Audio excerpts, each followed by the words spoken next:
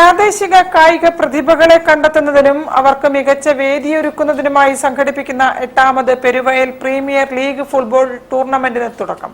Peruvayal panchayat 8ാം ward അംഗം സുബിത തോട്ടാഞ്ചേരി ഉദ്ഘാടനം നിർവഹിച്ചു. വളർന്നുവരുന്ന കായിക താരങ്ങൾക്ക് തങ്ങളുടെ കഴിവുകൾ പ്രകടിപ്പിക്കാൻ മികച്ച അവസരം ഒരുക്കുക എന്ന ലക്ഷ്യത്തോടെയാണ് വർഷാവർഷം ടൂർണമെന്റ് സംഘടിപ്പിക്കുന്നത്. 8ാം വർഷത്തിലേക്ക് കടക്കുന്ന ഈ സംരംഭത്തിലൂടെ ഇതിനകം നിരവധി മികച്ച കളിക്കാരെ വാർത്തെടുക്കാൻ സാധിച്ചിട്ടുണ്ട്.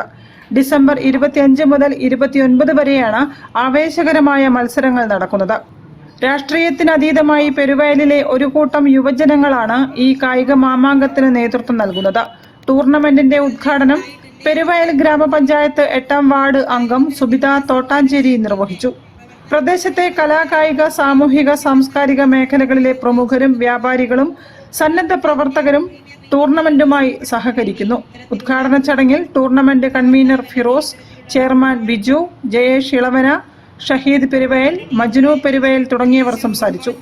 വരും ദിവസങ്ങളിൽ നടക്കുന്ന വാശിയേറിയ മത്സരങ്ങൾ കാണാൻ വലിയ ജനത്തിരക്കാണ് സംഘാടകർ പ്രതീക്ഷിക്കുന്നത്. News bureau, Mavoor.